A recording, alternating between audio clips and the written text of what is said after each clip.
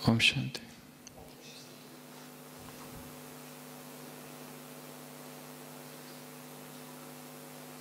संसार का जीवन जीने वाला एक व्यक्ति जो कि सब कुछ करता था, व्रत करता था, उपवास करता था, पूजा पाठ भी करता था, सुख से अपना जीवन व्यतीत कर रहा था, पर अचानक एक दिन मन में वैराग का भाव जगा और ये वैराग इतना प्रगाढ़ था कि उसे लगा कि सब कुछ छोड़कर ईश्वर की तलाश करनी चाहिए। और उसके इस वैराग के पीछे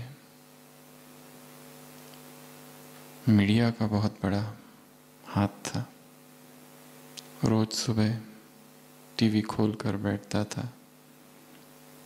भिन्न भिन्न चैनल्स पर एक बात दिखाई जाती थी, धर्म क्या है, मोक्ष क्या है, अर्थ क्या है, जीवन क्या है,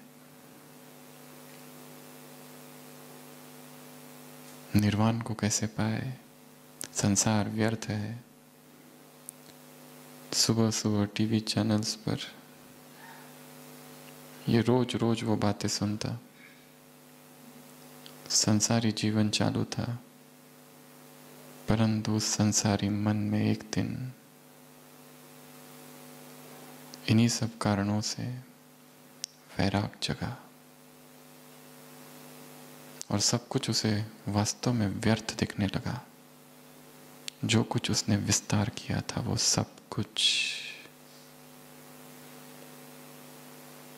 और एक दिन उसने ये निर्णय कर लिया, मुझे ये संसार छोड़कर ईश्वर की खोज करनी है। और जैसे ही उसने ये निर्णय घर पर सुनाया, हंगामा हुआ। माँ उदास हुई, पत्नी रोने लगी, पिता ने समझाया, रिश्तेदार हंसे, मित्रों ने कहा, ऐसा क्या दुख है जीवन में जो तुम संसार के इस जीवन को छोड़कर संन्यास लेने की सोच रहे हो। परंतु धर्म नशे की तरह है, वैराग नशे की तरह होता है, उस पर किसी का जोर नहीं चलता। वो टूटेगा तब टूटेगा, पता नहीं। बच्चे सोचने लगे, पिताजी का दिमाग खराब हो गया है।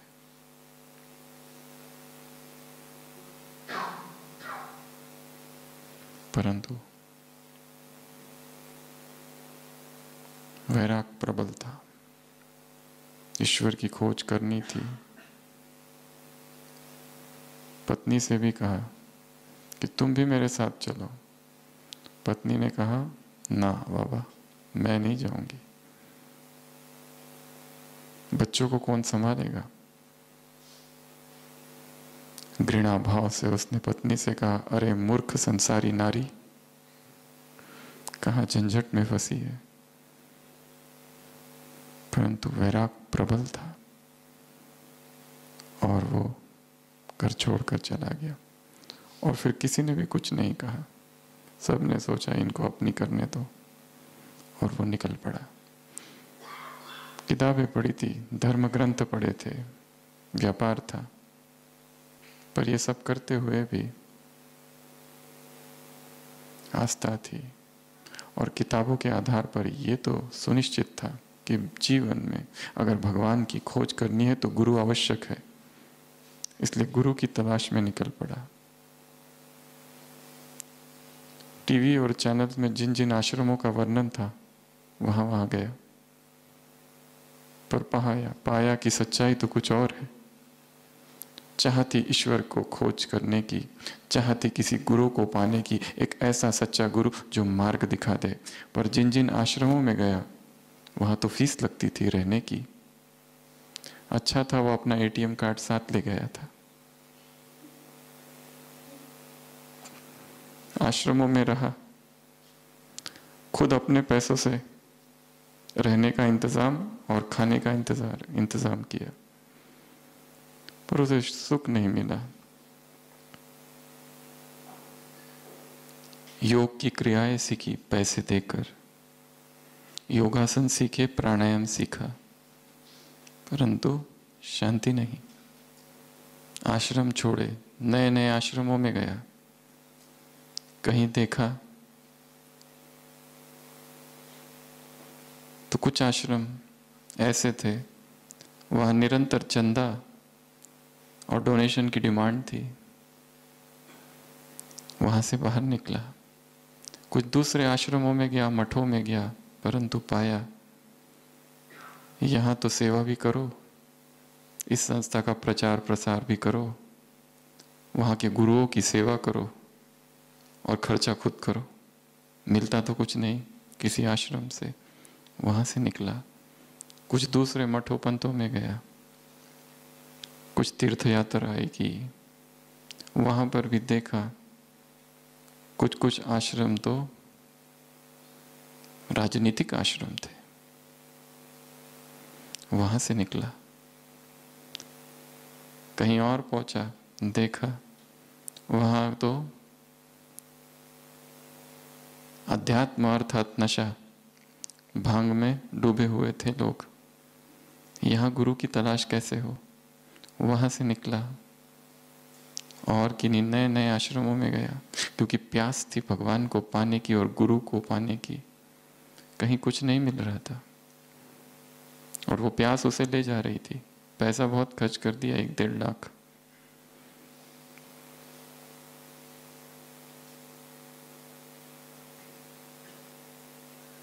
कहीं और गया, वहां देखा तो गीता पाठी और भागवत पाठी है, प्रवचन अच्छा करते, भाषण धुआंधार देते हैं, पर कथनी करनी में अंतर है। कैसे इनको गुरु बनाऊं? कहीं और गया, देखा भोजन और भोग सामग्री में आश्रम डूबे हुए हैं।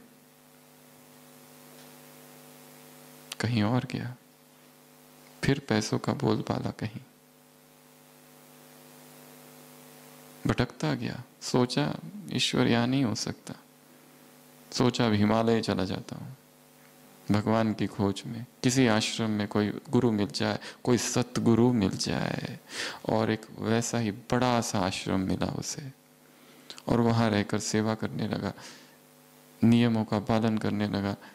आश्रम पर सभी थे, बच्चे भी थे, जवान थे, बूढ़े थे, गुरु भी थे। एक बार एक बच्चे को पूछा, सोचा ये बच्चा बड़ा वैरागी है, पूछा बालक तुम यहाँ कैसे आए? उसने कहा मेरे पिताजी ने दूसरी शादी कर ली और मुझे गुरुदेव के सुपुर्द करके छोड़ के चले गए। और गुरुदेव कहते हैं यही भगवान का मार्ग है, मुझे मेरी माँ की याद आती है, मुझे माँ के पास ले चलो। उस व्यक्ति को धक्का सा लगा, ये क्या है? उसी आश्रम के एक युवा से उन्होंने पूछा, युवा सन्यासी से, इस युवा काल में भगवान को पाने की ऐसी प्यास, ऐसा वैराग? उस युवा सन्यासी ने कहा वो सब तो ठीक है, पर आप तो शादीशुदा हो, शास्त्रों में लिखा है नारी नरक का द्वार है, पर फिर भी मन में नारी ही घूमती रहती है दिन रात। जितना पढ़ता हूं और आकर्षण तीव्र होता है।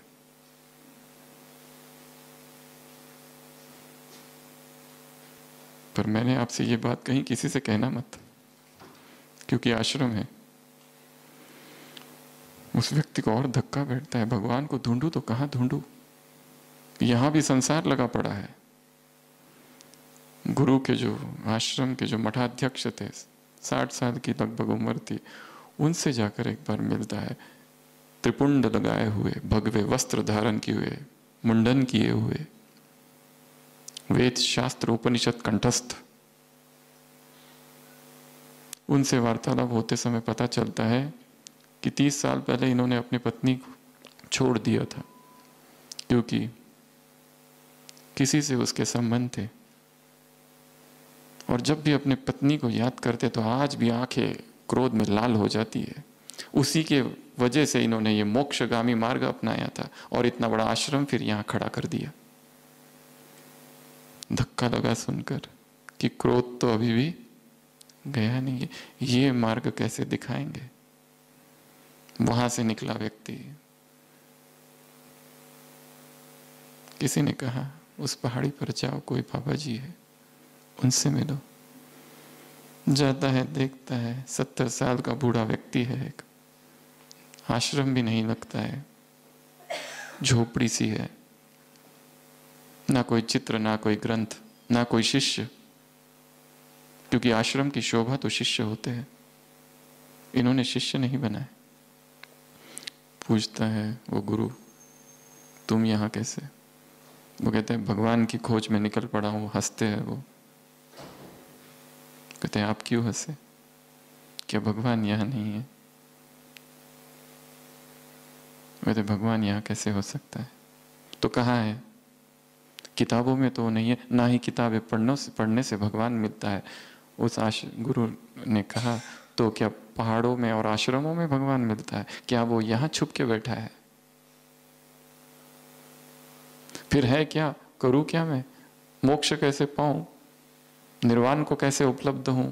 उस समाधि की अवस्था को कैसे पाऊं? उस बाबा ने कहा तो क्या धर्म के बाजार में ये सब मिलता है? यहां तुम जो चाहते हो वही नहीं है। तो आपने क्यों संन्यास ले लिया? व्यक्ति पूछता है, वो कहता है मैं तो बचपन से ही निकल पड़ा था, भटक गया था, आश्रमों में रहा, अध्ययन किया और बाद में समझ में आया सत्य वहां नहीं है, सत्य तो कहीं और है। और फिर चुपचाप यहाँ आने लगा और अब एकांत ही भाता है। शिष्य नहीं बनाए, एकांत में रहता हूँ, निष्काम सेवा करता हूँ, बस। वो व्यक्ति पूछता है फिर मेरे लिए क्या आदेश है, मैं क्या करूं? वो बाबा कहता है कि जाओ अपने घर वापस, जहां से आए थे वहीं रहो। वही मार्ग है धर्म का, अध्यात्म का। पर फिर ईश्वर का क्या होगा? ईश्वर की खोज, गुरु की खोज। वो बाबा कहता है निष्काम कर्म ही सर्वश्रेष्ठ है। जहां हो वहीं जाओ, वहीं रहते हुए, उसी संसार में रहते हुए, सबके बीच रहते हुए ऐसे जीवन व्यतीत करो जैसे निर्लिप्त। वही वास्तव वैराग है, और कोई वैराग्य नहीं। जो कुछ तुमने यहां देखा, ना किताबों में भगवान है, ना आश्रमों में भगवान है, ना हिमालयों पर भगवान है। फिर हिमालय में इतनी शांति क्यों? क्यों इन पहाड़ों पर इतनी शांति है? वो शांति तुम्हारी नहीं, इन पहाड़ों की है। यहां से दूर जाओगे, वापस अशांत हो जाओगे। सुबह की मुरली, ये झगड़ालू देश है, ये कोई शांति धाम नहीं।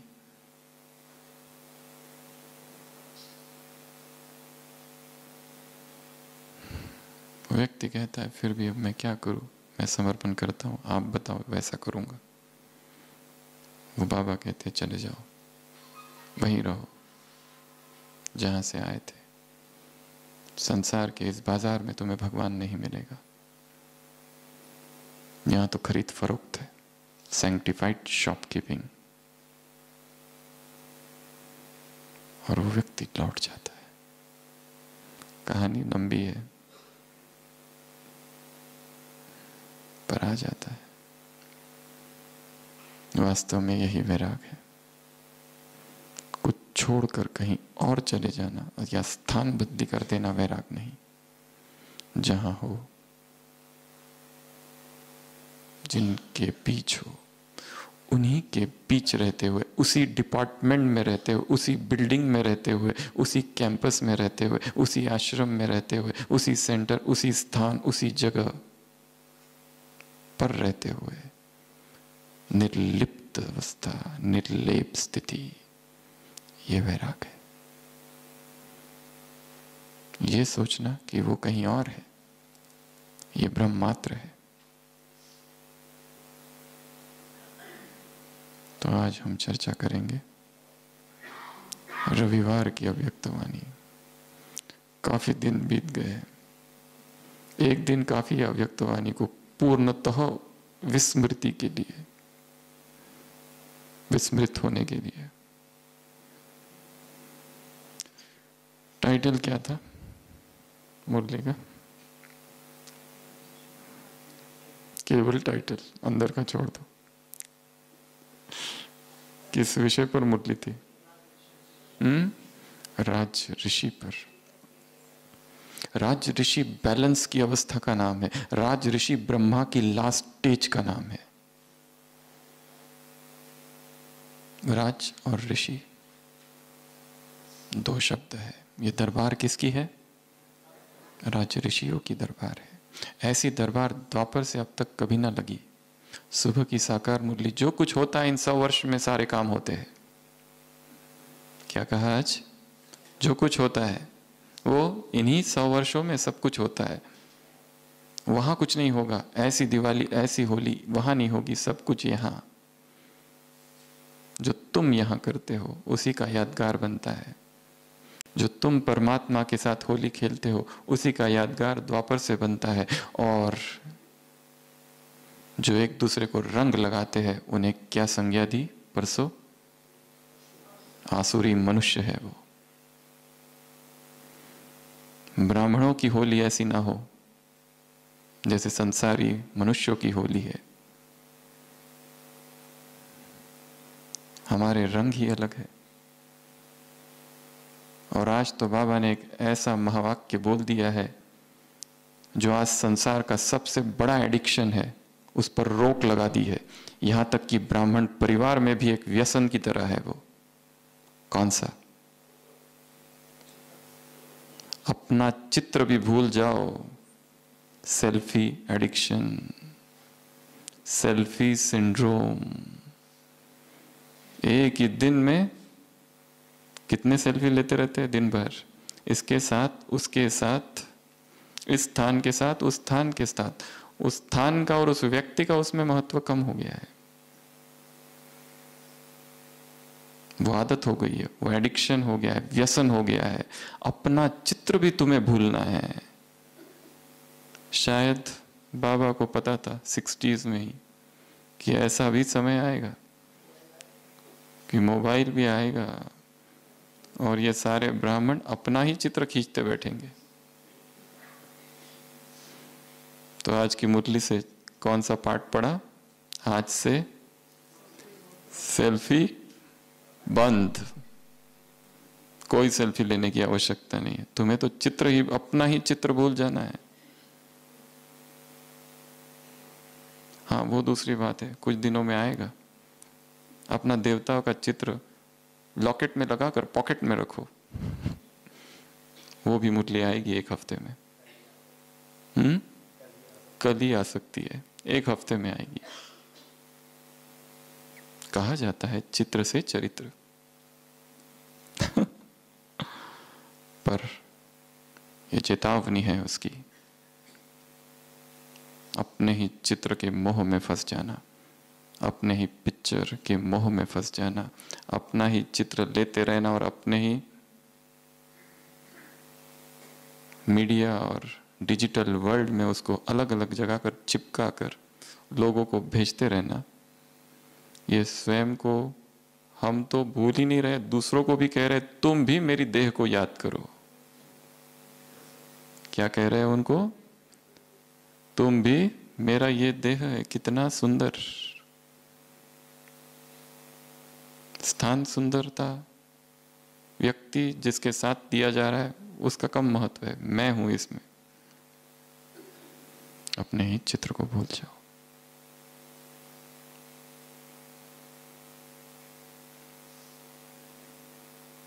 राजा और ऋषि, दो चीजों की चर्चा करेंगे। राज, ऋषि। राजा अर्थात अधिकार, राजा अर्थात अधीनता नहीं, राजा अर्थात कंट्रोल। कितनी चीजों पर कंट्रोल? 8 बातों पर कंट्रोल। 5 कर्मेंद्रिया और 3 सूक्ष्म कर्मेंद्रिया, मन, बुद्धि, संस्कार।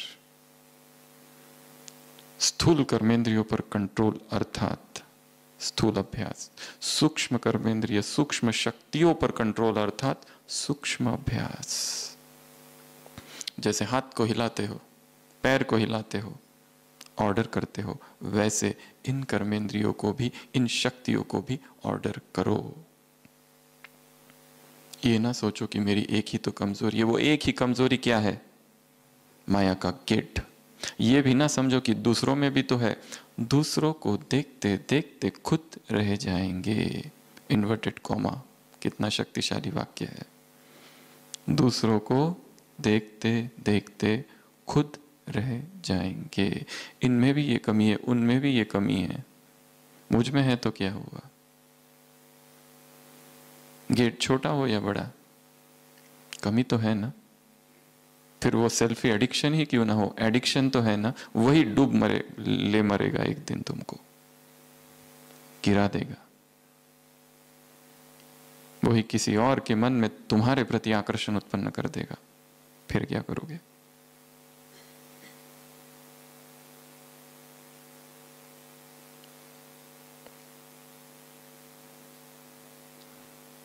तो राजा, कंट्रोल, अधिकारीपन का नशा। तुम राज ऋषि हो। संसार में सभाएं हुई है, राजाओं की हुई है या ऋषियों की हुई है? राज ऋषि कंबाइंड ऐसी सभा कभी नहीं हुई। ऐसा दरबार अब लगा है।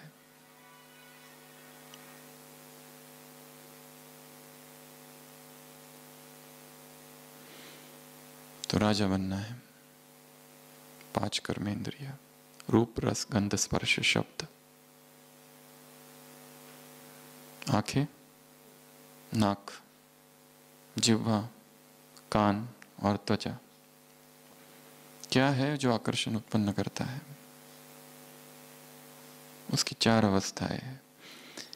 बाबा ने 3 शक्तियों का वर्णन किया। बुद्धि और संस्कार के बीच में क्या है?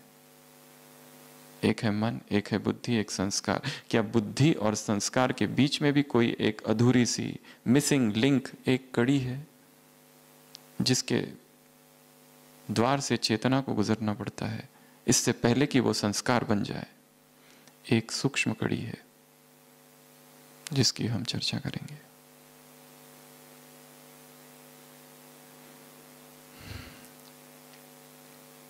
विषय, वस्तु और इंद्रिया।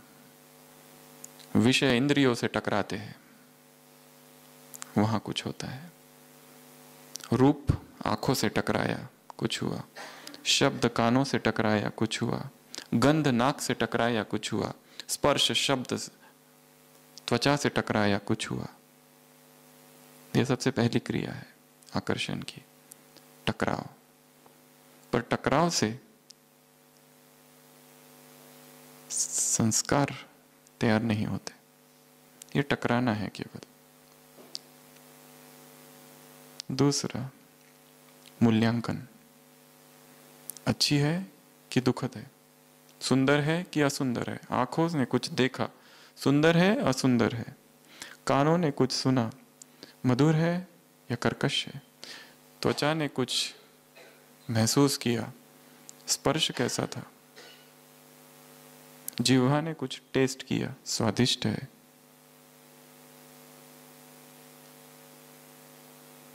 पांच इंद्रियों पर विषय टकराए, पांचों पर। फर्स्ट, सेकंड, संज्ञा, उसको कहते हैं संज्ञा। मूल्यांकन हुआ, सुखद है कि दुखद है। थर्ड स्टेप, सुखद है तो उसके प्रति आकर्षण हुआ। अच्छा खाया, क्या हुआ? आकर्षण हुआ। एक स्मृति बन गई कि फिर से वही चाहिए।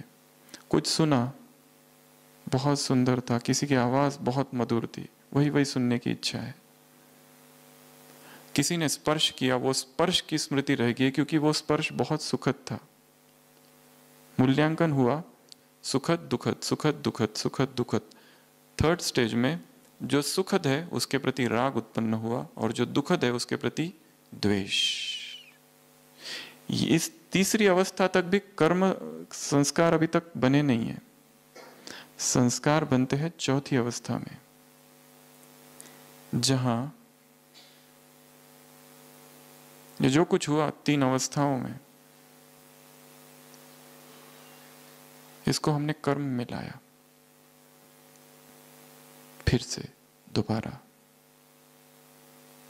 जो सुंदर लगा था आज, उसे फिर देखने की इच्छा हुई, और जब वो नहीं मिला तो फिर दुख हुआ, या उसने त्याग दिया हमको तो दुख हुआ, या वो चला गया तो दुख हुआ। फिर वो व्यक्ति हो सकता है, वस्तु हो सकती है, वैभव, कुछ भी, क्योंकि मन ने उसे याद किया था, मूल्यांकन हुआ था। और चौथा बताया संस्कार, बीच में एक कड़ी है। 4 अवस्थाएं हैं, पहला टकराव, दूसरा मूल्यांकन सुखद दुखद, चौथा बताया संस्कार कर्म में आने का। बीच में एक कड़ी है, उस कड़ी को कहा जाता है सेंसेशन, संवेदना, जो कि शरीर के तल पर प्रकट होती है। अगर उसी संवेदना को साक्षी होकर देखा जाए, किसी रूप को देखा, रूप आंखों से टकराया, सुखद है, उसके इस सुखद भाव को भी साक्षी होकर देखा कि ये जो सुखद है ये क्षणिक है, अनित्य है, थोड़े समय के लिए है। ये संवेदना जो उत्पन्न हुई शरीर पर, कुछ तो हुआ, कुछ हुआ शरीर पर। आज सुबह का पहला महावाक्य गीत सुनते ही तुम्हारे रोमांच फौरन खड़े हो जाते। उस गीत कानों पर टकराया, क्या हुआ? रोमांच खड़े हुए। कहाँ? शरीर पर। अगर उस रोमांच को भी साक्षी होकर देखा जाए, तो जब दुख का गीत बजे जीवन में, उसे भी साक्षी होकर देखा जा सकता है। आज की सुबह के साकार महावाक्य, भगवान एवर हैप्पी है, वो अगर हैप्पी हो जाए तो उसको अनहैप्पी भी होना पड़ेगा। हैप्पी और अनहैप्पी दोनों ही अवस्थाओं को साक्षी होकर देखना। मन में जो कुछ उत्पन्न हो रहा है, हर संवेदना को, हर चित्त और चित्त की वृत्ति को साक्षी होकर देखना, ये तीसरी कड़ी है। इसको अगर साक्षी होकर देखा जाए तो चौथा है कर्म संस्कार, वो प्रकट नहीं होगा, वो एडिक्शन नहीं होगा। ये 3 पर काम करना है। पहला, जो कुछ मैं देख रहा हूं साक्षी होकर देख रहा हूं, सुखद दुखद, अच्छा बुरा, सुंदर असुंदर, स्वादिष्ट या फिर बेस्वाद।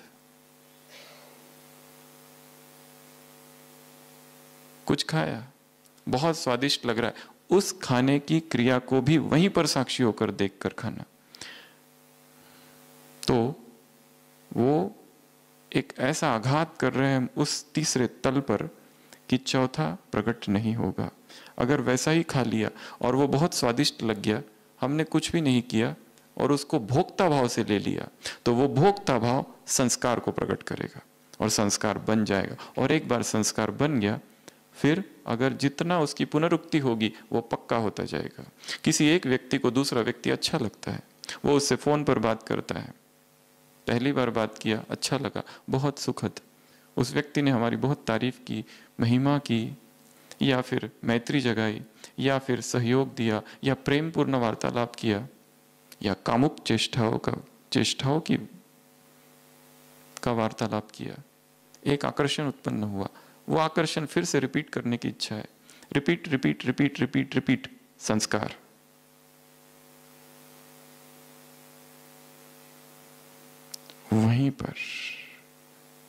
वहीं पर साक्षी हो जाना। साक्षी अर्थात बीच बीच में साक्षी, कदम कदम पर साक्षी, छोटे छोटे कर्म में होश, चल रहे हैं होश में, मैं चल रहा हूं।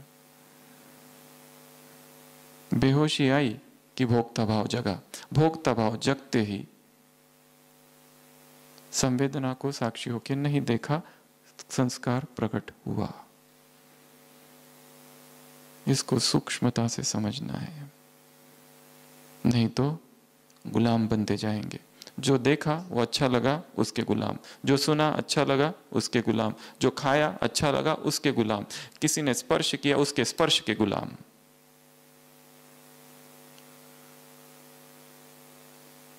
कुछ सूंघा, बहुत सुगंधित महक है, उस सुगंध के गुलाम। गुलामी यहां से चालू। राजा अर्थात कंट्रोल, वहीं से देख लेना है कि आगे की अवस्थाएं नहीं आए। संस्कार एक बार बन गया फिर उसको हटाना मुश्किल है। तो पहला काम इन 5 रसों पर जीतना। रूप, रस, स्पर्श, शब्द, गंध। ये जब भी 5 आंखों के सामने आए, एक ही चीज याद रखना, ये सब मिटने वाला है, ये सब अस्थाई है। जो अभी स्वादिष्ट लग रहा है वो विष हो जाएगा। अभी लग रहा है बहुत अच्छा, कल वो बीमारी का रूप ले लेगा। और वो हर चीज जो शुरुआत में अच्छी लगती है बाद में विष ही बनती है।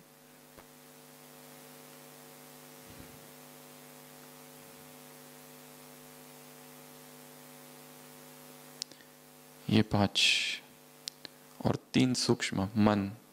मन को कंट्रोल करना अर्थात जब चाहो तब एकाग्र कर देना, एक संकल्प में टिक जाना। बुद्धि, जब चाहो उस घड़ी निर्णय लेना, बाद में पश्चाताप नहीं कि ऐसा करते तो वैसा होता, वैसा करते तो वैसा होता। तीसरा संस्कार। मध्य के संस्कार से क्यों कहते हो मेरे पुराने अगर याद करने तो सबसे पुराने क्या है? आदि और अनादि। उसमें जब चाहो तब वो इमर्ज कर सको। बस इसी के सारे दिन भर अभ्यास करते रहना, इसी का अभ्यास।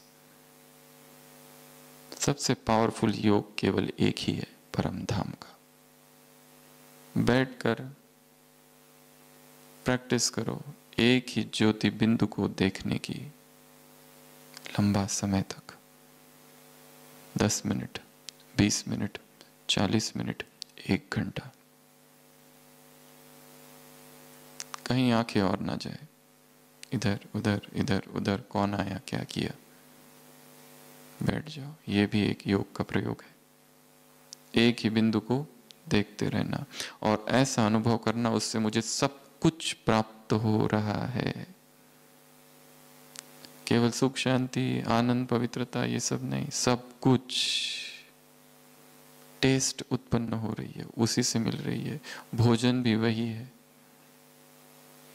सब कुछ अर्थात सब कुछ। ये भी योग का प्रयोग है।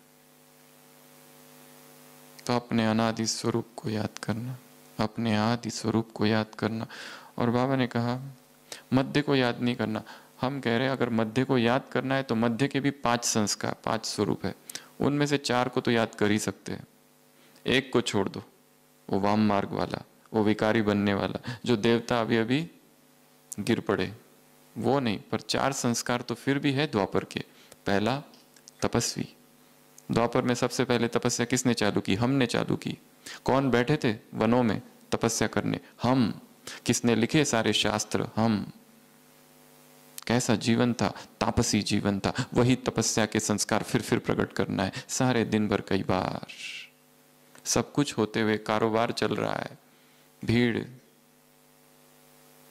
लोग, कारोबार, ट्रांजैक्शंस, आवाजें, पर इन सब के बीच में अचानक मैं तपस्वी हूं।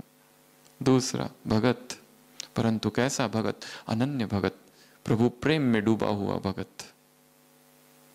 कैसी आवाज है उसकी, अनन्य पुकार है परमात्मा के लिए, वो मेरा मैं हूं, वो चैतन्य महाप्रभु मैं हूं।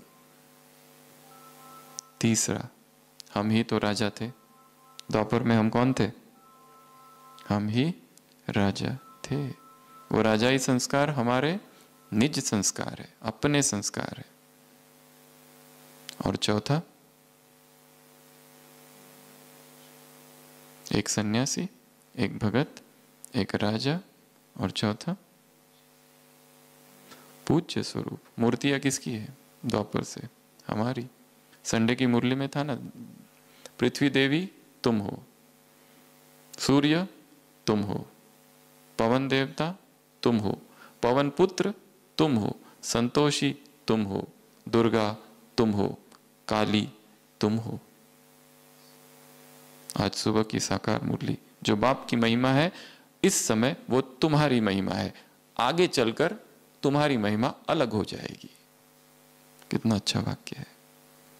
जो इस समय बाप की महिमा है वो तुम्हारी महिमा है, आगे चलकर तुम्हारी महिमा अलग हो जाएगी। तो द्वापर को ही याद करना है। तो द्वापर के भी ये 4 स्वरूप है हमारे, तपस्वी, भगत, राजा और चौथा पूज्य। वो कतारों में करबद्ध हो के नयन, वो भगत है वहां पर, करते पूर्ण कामना भक्त वत्सल नयन, गीत है ना। हमारे ये नयन भक्त वत्सल नयन है। तो आठों पर अधिकार, दरबार लगाओ, अपनी इंद्रियों को देखो, बैठ जाओ आंखें बंद करके सोने से पहले, ऊपर से नीचे तक देखो, देह को, त्वचा को, आंखों को, नाक को, मुख को, कान को। कहाँ आकर्षित हुई आंखें, कहाँ आकर्षित हुए ये कान, शायद किसी की आवाज सुनकर, कोई गीत सुनकर, पर गीत में भी ऐसा आकर्षण हो गया कि सारे दिन भर वही गीत गुनगुना रहे। उस गीत ने ही बाह्यमुखी बना दिया, वो गीत ही बाधा बन गई, वो गीत ही गेट बन गया माया का। है बहुत अच्छा गीत, प्रबंधन बन गया चेतना के लिए। क्यों? क्योंकि राग जगाया, और जहां राग जगेगा वहां आकर्षण होगा और वहां फिर दुख होगा। जहां द्वेष, अच्छा नहीं लगता, कोई व्यक्ति है जिसने बहुत अच्छी बातें की हमसे, हमें वो अच्छा लगा, हम उससे फिर मिलना चाहते, एक दूसरा आया जिसने हमारे पर कमेंट्स किए, हमारी निंदा की, ग्लानि की, हमारे पीछे हमारे विरोध में लोगों को भड़काता है, उसको देखते ही हमें अच्छा नहीं लगता, द्वेष। फंस गए हम दोनों में, एक में राग एक में द्वेष। साक्षी भाव तो गया, दुखी हुए, सुखी हुए, ना सुख ना दुख। जो आज बाबा ने कहा मेरी अवस्था क्या है, एवर हैप्पी, मैं सुखी भी नहीं होता हूं, दुखी भी नहीं होता हूं, neither I am happy nor unhappy, happy भी नहीं अनहैप्पी भी नहीं। वो जो हमारे लिए आज उसने कहा तुम्हारे खुशी के नगाड़े बजने चाहिए, वो खुशी है, वो सांसारिक सुख दुख नहीं है, वो अलग है। तो ये 5 और 3, पांचों इंद्रिय, रूप रस गंध स्पर्श शब्द, साक्षी होकर देखते रहना। मन अभ्यास करना है, एक स्वमान ले लो, जैसे आज की मुरली, मास्टर सर्वशक्तिवान हूं, वरदान है ना। मैं बीज रूप हूं, तुम बीज रूप नहीं हो, आज मुरली में है ना, पर मास्टर बीज रूप तो हूं, वो सम्मान लिया जा सकता है। मैं मास्टर बीज रूप अर्थात हरेक को मैं जानता हूं, हरेक के स्वभाव को मैं जानता हूं, समझता हूं, कुछ भी मुझसे छिपा हुआ नहीं है, हर रास को मैं जानता हूं। इसलिए दुखी क्यों हूं और ना ही सुखी, दोनों से परे, सुख दुख नहीं, राग विराग भी नहीं, वीत राग, वीत मोह, वीत द्वेष, त्रिकोण का ऊपरी भाग, एक तरफ राग है एक तरफ विराग है, वो भी नहीं, न राग न विराग, वीत राग, साक्षी, विटनेस। अध्यात्म की सर्वोच्च अवस्था वही है जिसमें भोक्ता भाव नहीं है। भोक्ता भाव आया कि गिरे नीचे। तो मन, दूसरा बुद्धि, निर्णय, तीसरा संस्कार, जब चाहो वो संस्कार इमर्ज करो। सारे दिन भर प्रैक्टिस। मैं वैरागी हूं, द्वापर का रूप, परमधाम का रूप, सतयुग का रूप, संगम का रूप।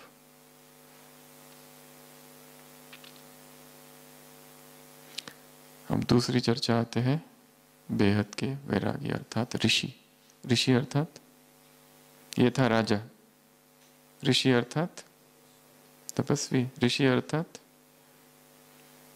लगाव नहीं, आकर्षण नहीं, निर्लेप। 3 शब्द बोले हैं मुरली में, निर्लेप स्थिति। 4 चीजें हैं यहां पर। पहला बताया व्यक्ति, दूसरा वैभव, तीसरा साधन और चौथा कौन बताएगा? ना, मुरली से, संडे की मुरली रिवीजन, संडे की अव्यक्त वाणी 28 तारीख की। व्यक्त भाव, कितनी बड़ी बात बोल दी। एक है संसार से वैराग, संसार से वैराग नहीं, वो छोड़ो, व्यक्त भाव से वैराग, व्यक्त भाव से लगाव नहीं। जैसे ही एकांत मिले बस भाग के चले जाना उस एकांत में, मन की गहराई में, मानस के उस हिस्से में जहां पर मैं हूं और मैं हूं और बस मैं हूं और कोई नहीं। वहां लोगों की भीड़ नहीं है, जस्ट आई एम। अपने ही मन की उस गहराई में पहुंचना जहां मेरे जीवन के सारे प्रश्नों के सारे उत्तर है, और जो उत्तर कहीं और नहीं है, ना है मुरली में, ना भगवान के पास, वो मेरे ही भीतर है, मुझ में ही छिपे है। और वो मुझे तभी मिलेंगे जब मैं अपने भीतर जाऊंगा। व्यक्त भाव से वैराग। इसका मतलब ये नहीं कारोबार नहीं करो, इसका मतलब ये नहीं कि बातचीत नहीं करो, इसका मतलब ये नहीं कि सेवा छोड़ दो। सब कुछ करो, सेवाएं कर रहे, हजारों लोगों से बात कर रहे, मिल रहे, परंतु जैसे बीचों बीच एक ऐसा गहनतम केंद्र है कि ये सारे इंटरैक्शंस, ये सारा वार्तालाप पूरा होते ही चेतना उस ओर दौड़ पड़ती है। क्योंकि मुझे काम तो वहां करना है, परिधि पर काम नहीं करना है जहां मैं सेवाएं कर रहा हूं। काम तो भीतर करना है जहां मैं हूं, उस गहराई को टच करना है। और वो केंद्र हमेशा सोया रहता है, उस केंद्र पर जाकर जागृति लानी है। ये हूं मैं जो दूसरों को दिखा रहा हूं, योगी हूं, तपस्वी हूं, अमृत वेला उठता हूं, मुरली सुनता हूं, ट्रैफिक कंट्रोल करता हूं, याद में भोजन बनाता हूं, खाता हूं, दिन भर सेवा करता हूं, वो एक बाह्य स्वरूप मात्र है मेरा। उससे मेरे अस्तित्व का बहुत कम संबंध है। वो तो दिखावा, आडंबर हो सकता है, वो तो एक फोर्स, एक जबरन की हुई क्रिया हो सकती है।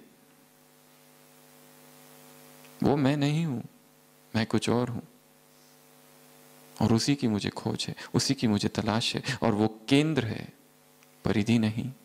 इसलिए जब भी समय मिल जाए केंद्र की ओर भागो। केंद्र पुकार रहा है, वो केंद्र मैं हूं।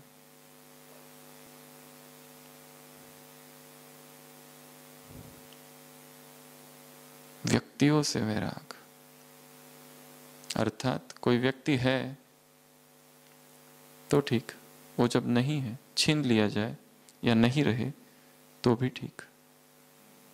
कोई वस्तु है तो ठीक, नहीं है तो भी ठीक। अगर किसी व्यक्ति, वस्तु, स्त्री, पुरुष, आत्मा, साधन के जाने से या आने से मन डोलता है, अर्थात या तो राग है या तो द्वेष है, कुछ तो है। अर्थात भोक्ता भाव है, साक्षी भाव नहीं। अर्थात उस संवेदना को हमने साक्षी होकर नहीं देखा। और जो तीसरी कड़ी है, इसी तीसरी कड़ी को हमने प्रश्न पूछा था आप सबसे, मन, बुद्धि और संस्कार। बुद्धि और संस्कार के बीच में ये संवेदना है जो शरीर के तल पर प्रकट होती है, इससे पहले कि वो संस्कार बन जाए। इसी को देखना है। इस समय मेरे मन में क्या जग रहा है? क्रोध आ रहा है, अगर इसको आने दूं तो व्याकुलता होगी। काम जग रहा है, अगर इसको बहने दूं तो व्याकुल होगा चित्त। मुझे व्याकुलता नहीं चाहिए, अभी देख लेना। वो देखते ही वो रुक जाएगा। यही विधि है उस विकार से मुक्त होने की। या जो संस्कार बनने वाला था उसको नहीं बनने देना है, और जो बने हुए हैं उसको मिटाना, वो दूसरा काम है। ये 2 काम है हमारे। नए बनने नहीं देना, पुराने मिटाने। साक्षी, व्यक्ति, वैभव, साधन और व्यक्त भाव, इन 4 चीजों से वैराग। विधि क्या बताई इस मुरली में बाबा ने वैराग की, ऋषि बनने की? बाबा के प्यारे बन जाओ। ऐसी विधि शायद संसार में किसी ने नहीं बनाई। संसार में लोगों ने बताया घृणा करो संसार से, व्यक्तियों से, चले जाओ दूर। भगवान कहता है मेरे प्यारे बन जाओ, अपने आप संसार से न्यारे बन जाओगे। आज की मुरली में भी है माशिक माशुक।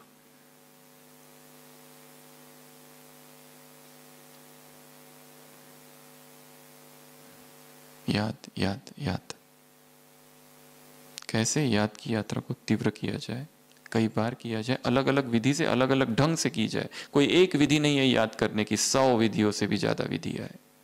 एक ही ढंग से अमृत वेला चालू है इतने सालों से, उस विधि को ही पलट दो, बदल दो, कुछ और विधि से याद करो, किस नए रूप से, नई विधि से, नए प्रयोग। नहीं तो नींद। नींद आने के सबसे अच्छे 2 स्थान है, एक अमृत वेला और दूसरा मुरली।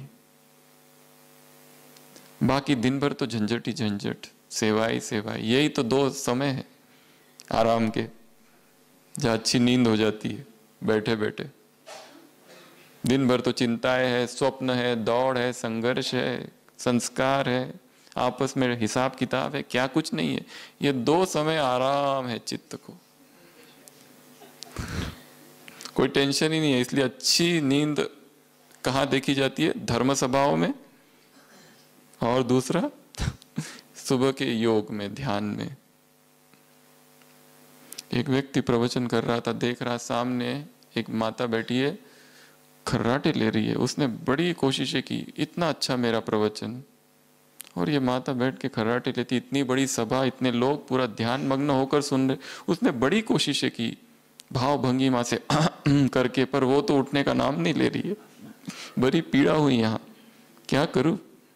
और देखो तो उसका पति कैसा अच्छे से बैठ के मुझे सुन रहा है। पर दुख तो ज्यादा तब हुआ जब पति बीच में से उठ के चला गया। मेरा प्रवचन चालू, मैं इतना अच्छा वक्ता, और कोई बीच से उठ कर चला जाए, यहाँ चोट पहुंची वक्ता को। ये अर्थात मैंने कुछ गलत बोल दिया या उसको अच्छा नहीं लग रहा, ऐसा कुछ बोल दिया। प्रवचन पूरा हुआ, माता से कहा इतना तो मुझे समझ में आया कि तुम सो रही हो, पर तुम्हारा पति क्यों उठ के चला गया? उसे कौन सी मेरी बात अच्छी नहीं लगी? उसने कहा उनको नींद में चलने की बीमारी है।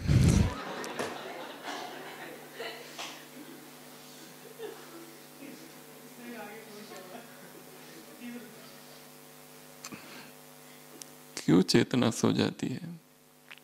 क्योंकि पुरानापन है, वही वही ढकयानुसी घिसी बिटा योग का वही प्रयोग कर रहे हैं। मैं आत्मा हूँ, सूक्ष्म वतन, परम धाम, नीचे सतयुग द्वापर, इसको सकाश उसको सकाश, यहाँ सकाश वहां सकाश। 3:45 हो गए, कारोबार पूरा हुआ, चलो बिस्तर पुकार रहा है। फिर उठेंगे 6 साढ़े 6 बजे मुरली के लिए। आज की दिनचर्या वही जो अनंत काल से चालू है ज्ञानी योगी जीवन के। तो एक तरफ राजा भी और दूसरी तरफ वैराग भी, पर वास्तविक वैराग। और इसमें 2 शब्द जोड़े हैं, सहज और सदा। जो कुछ हम करें चिंतन के द्वारा, मनन के द्वारा, अनुभव के द्वारा करें। कोई चीज ऐसे नहीं छोड़ देनी है। चाय छोड़ दो, क्यों छोड़े चाय? इतनी अच्छी लगती है, हम क्यों छोड़े? कोई कहे तो छूटती है क्या? कभी नहीं। किसी के कहने से कुछ नहीं होता है, अनुभव से सहज हो जाए वो, सहज स्वतः। जो चीजों से अभी राग है, ऐसी अवस्था में पहुंच जाए कि वो सारे राग विराग हो जाए, गिर जाए नीचे, ड्रॉप। सूखी पत्तियां झड़ गई। वो विकार अब जो सताता है बीच बीच में, स्वप्न में, दिन भर, वो ऐसा खत्म हो जाए कि जैसे है ही नहीं, सहज स्वरूप। तो राज और ऋषि 3 पार्टियां है। पहला विजय, निश्चय है तुमको इसलिए नशा है, नशा है इसलिए खुशी है, खुशी है इसलिए नाचते हो, बीमार हो तो भी नाचते हो, बिस्तर पर हो तो भी नाचते हो। निश्चय, नशा, खुशी, नाच। निश्चय कौन सा? विजय। पहली बार नहीं, कई बार विजय प्राप्त की है। पहली बार होता तो मुश्किल, अनेक बार किया है इसलिए सहज। दूसरा था भाग्य, बांटो। कलम मिली है, छुट्टी मिली है, अच्छा चांस मिला है, बढ़िया चांस, तीसरा ब्राह्मण स्वदर्शन चक्रधारी। ब्राह्मण अर्थात श्रेष्ठ काम के लिए ब्राह्मणों को बुलाया जाता है, चोटी, कर्म धर्म सब कुछ श्रेष्ठ, एक मत एक राज्य।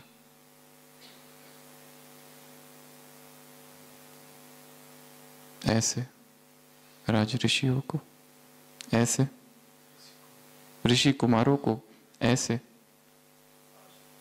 ऐसे वरदानी मूर्त आत्माओं को, ऐसे ऐसे ऐसे बोलो फटाफट, बेहद के वैरागी आत्माओं को, ऐसे राज अधिकारी आत्माओं को, ऐसे राज अधिकारी के नशे में रहने वाली आत्माओं को, ऐसे अधीनता से मुक्त आत्माओं को, ऐसे विजयी आत्माओं को, भाग्यवान आत्माओं को,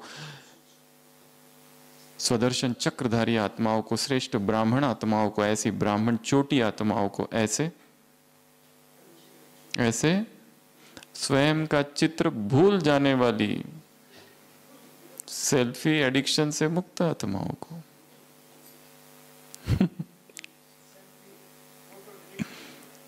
फोटो डिलीट, आज सारे सेल्फी डिलीट कर दो आपने, बहुत भेज दिए सबको। कैमरा अनइंस्टॉल होता है क्या?